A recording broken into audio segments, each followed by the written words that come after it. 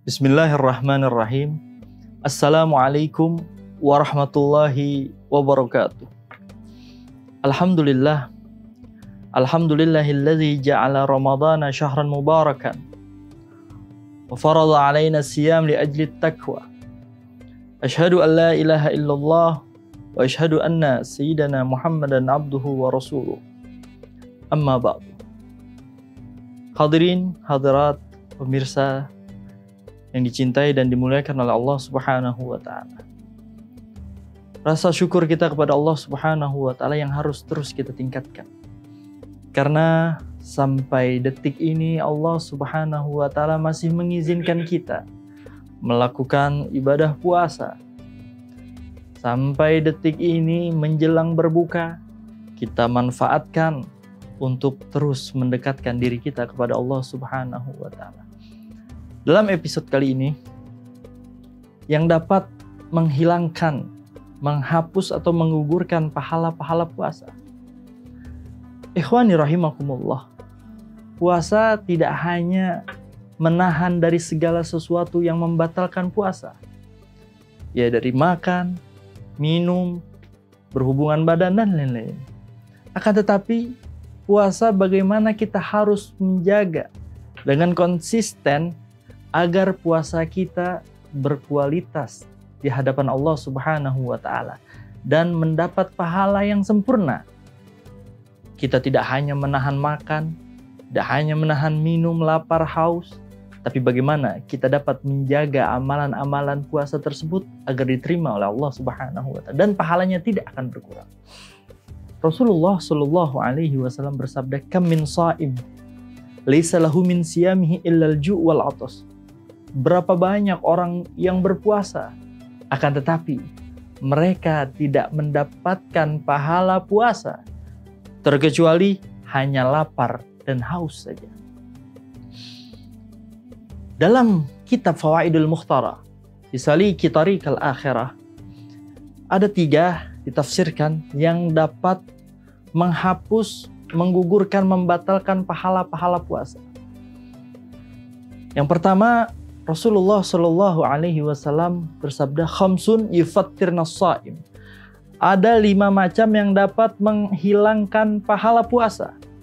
Yang pertama, al-ghibah, wan namimah, wal kizb, wan nazar bisyahwah, wal yaminul kazibah.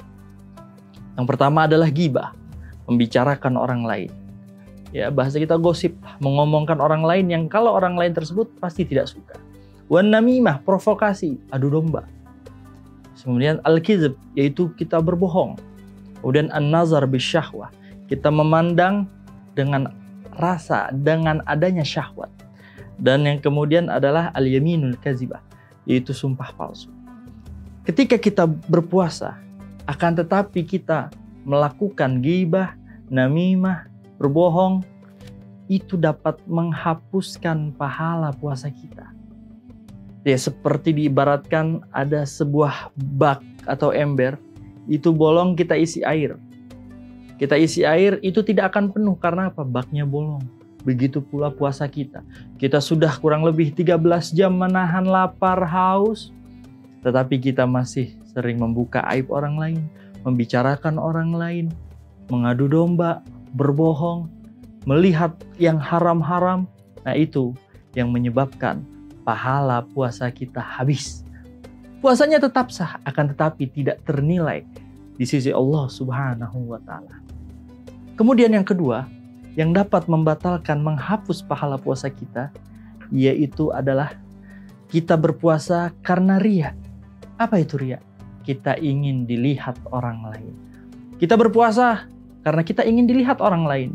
Dilihat orang tua kita, atasan kita, mungkin orang yang kita sayangi. Bukan lillahi ta'ala. Ataupun kita beribadah, kita menganggap diri kita lebih baik dari orang lain. Ketika ada rasa sombong dalam diri kita, kita menganggap kita yang sudah paling hebat. Itu akan menghapus, menghilangkan pahala puasa kita. Inna akramakum indallahi atqakum. Karena ketahuilah ibadallah, orang yang paling mulia di sisi Allah itu adalah orang yang paling bertakwa. bukan orang yang sombong dengan banyak ibadahnya, dengan banyak ilmunya, bukan. Akan tetapi orang yang paling mulia adalah orang yang paling bertakwa. Oleh karena itu kita jaga amalan-amalan puasa kita. Jangan sampai kita hanya berpuasa menahan lapar dan haus saja. Tidak ada artinya di sisi Allah Subhanahu wa Ta'ala. Ini yang bahaya. Merugi, sungguh merugi. Kemudian yang dapat menghilangkan pahala puasa kita adalah kita berbuka dengan cara yang haram, atau kita membeli sesuatu dengan cara yang haram. Itu yang dapat menghapus pahala kita. Kullu lahmin nabata min sukhtin fannar aula bih. Siapa orang yang dagingnya tumbuh karena makanan-makanan yang haram, maka tempatnya adalah neraka Allah Subhanahu. Apabila kita sering memakan makanan haram, pastilah kita malas untuk beribadah kepada Allah. Kita malas untuk mendekatkan diri kita kepada Allah.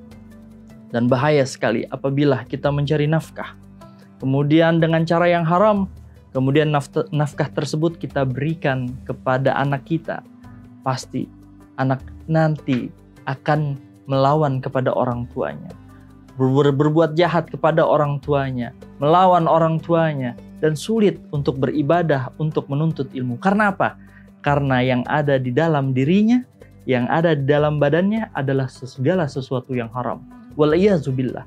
Semoga kita dimudahkan untuk mencari rezeki yang halal, thayyibah, dan mubarakah.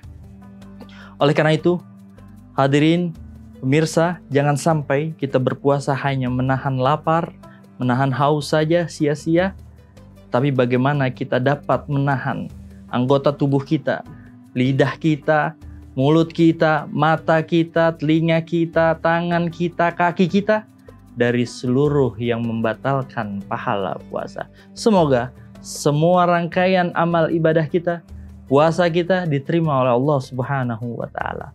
Wallahu a'lam bishawab. Wassalamualaikum warahmatullahi wabarakatuh.